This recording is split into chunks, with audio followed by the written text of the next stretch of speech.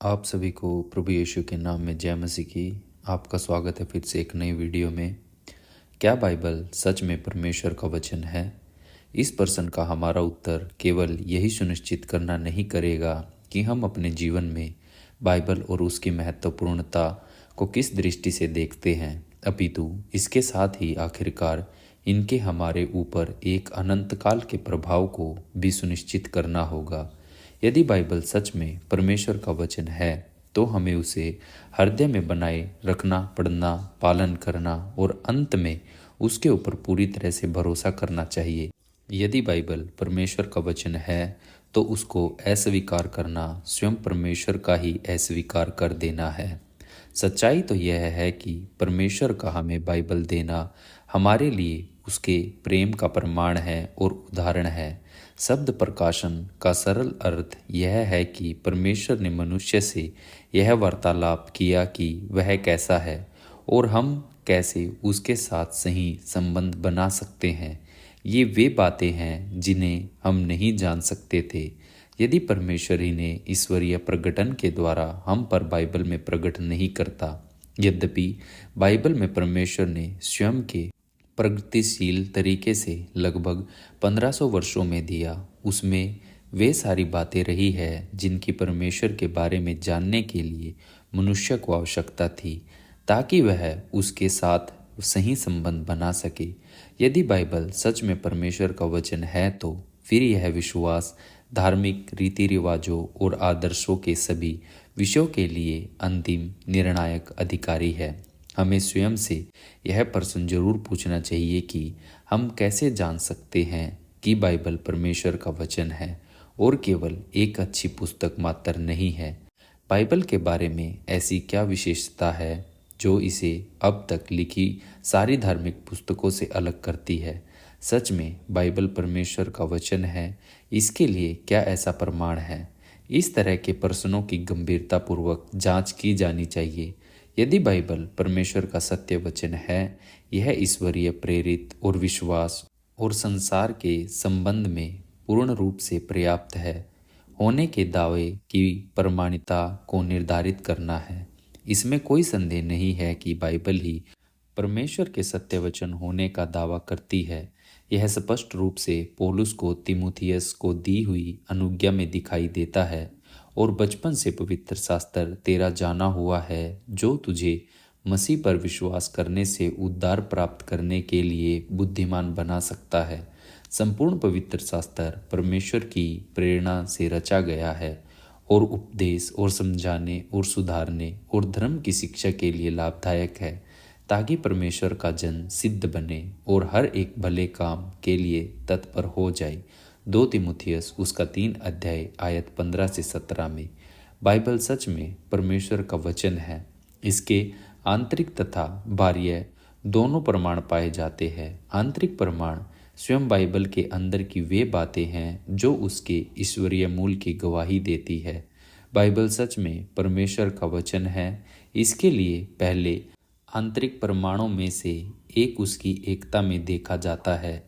यद्यपि यह वास्तव में 66 अलग अलग पुस्तकें 3 महाद्वीपों में 3 भिन्न भिन्न भाषाओं में लगभग 1500 वर्षों से अधिक और 40 लेखकों से अधिक के द्वारा लिखी गई, जो कि जीवन के कई भिन्न व्यवसायों में से आए थे, परंतु फिर भी बाइबल आरंभ से अंत तक बिना किसी आपसी विरोधाभास के एक जैसी ही बनी रही है।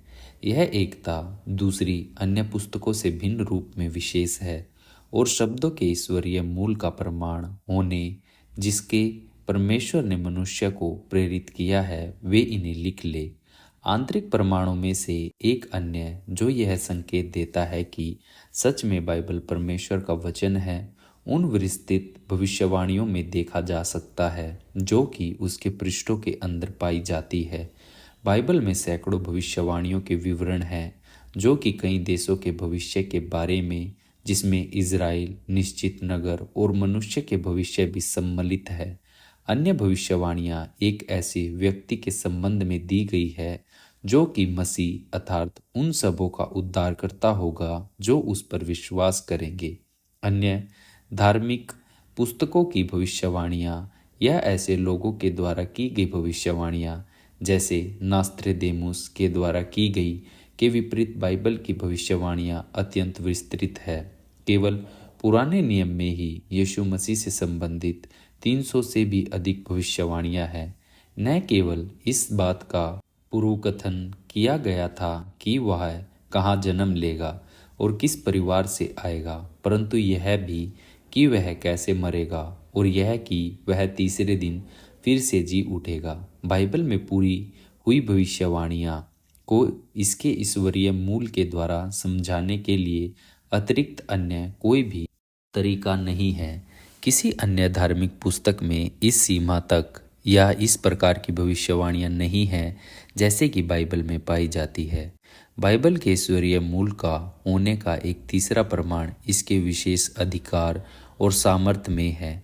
यद्यपि यह प्रमाण पहले दो प्रमाणों से अधिक व्यक्तिगत है, परंतु यह बाइबल के ईश्वरीय मूल होने की सामर्थ्यशाली गवाही से कम नहीं है। बाइबल का अधिकार अब तक की लिखी गई अन्य पुस्तकों की तरह नहीं है। यह अधिकार और सामर्थ्य सर्वोच्चम रूप से उस तरीके में देखा गया है जिसमें असंख्य जीवन परमेश्वर के वचन की अलौकिक सामर्थ्य के द्वारा परिवर्तित हुए हैं। नशाखोर इसके द्वारा चंगे हुए हैं, समलैंगिक व्यक्ति इसके द्वारा मुक्त हुए हैं, त्यागे हुए और मरणाशास्त्र इसके द्वारा रूपांतरित किए गए हैं, निर्दयी अपराधी इसके द्वारा सुधारे गए हैं, पापी इसके द्वारा फटकारे गए हैं और घृणा इसको पढ़ने के द्वारा प्रेम में बदल दी गई है। बाइबल में निश्चय ही एक ओजस्वी तथा रूपांतरण की सामर्थ्य है जो केवल तभी संभव है क्योंकि यह सच में परमेश्वर का वचन है। बाइबल ही सच में परमेश्वर का वचन है। इसका एक अंतिम प्रमाण बाइबल का नष्ट न हो पाना है।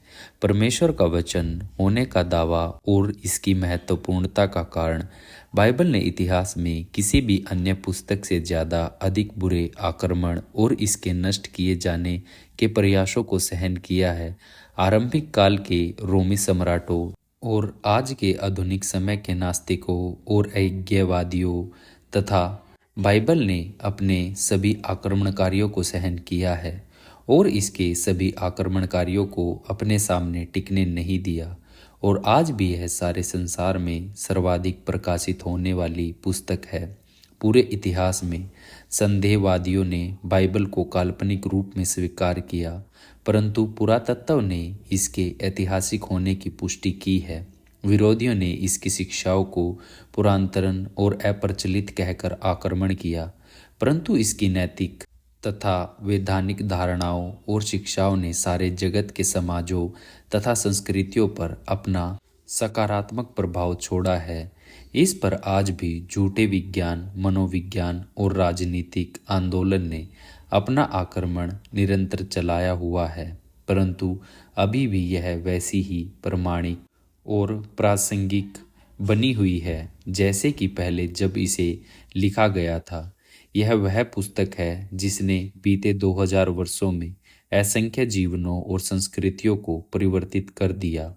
इससे कोई अंतर नहीं पड़ता कि कैसे इसके विरोधी इस पर आक्रमण करने, इसको नष्ट करने या इसका सम्मान घटाने का प्रयास करते हैं, परंतु इन आक्रमणों के बाद भी बाइबल पहले जैसी ही बनी हुई है।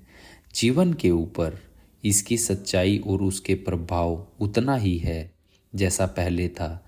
इसे भ्रष्ट करने का हर तरह का प्रयास, इस पर किए गए हर आक्रमण या इसे नष्ट करने के हर प्रयासों के बाद भी इसकी शुद्धता आज तक सुरक्षित बनी हुई है, जो इस सत्य का स्पष्ट प्रमाण है कि बाइबल सच में परमेश्वर का वचन है। हमें इस बात पर चकित नहीं होना चाहिए कि भले ही बाइबल पर कैसे भी आक्रमण क्यों न किया गया हो, वह सदैव अपरिवर्तित और सकुशल ही रहती है। आखिरकार यीशु ने कहा था, आकाश और पृथ्वी टल जाएंगे पर मेरी बातें कभी न टलेगी। मरकुस उसका 13 अध्याय आयत 31 में इस प्रमाण को देखने के बाद कोई भी बिना किसी संदेह के कह सकता है कि हाँ, बाइबल सच में परमेश्वर का वचन है। परमेश्वर के वचन को जानने के लिए हमारे साथ बने रहिए। मिलेंगे आपसे फिर से एक नई वीडियो में। आप सभी को जय मसीह की।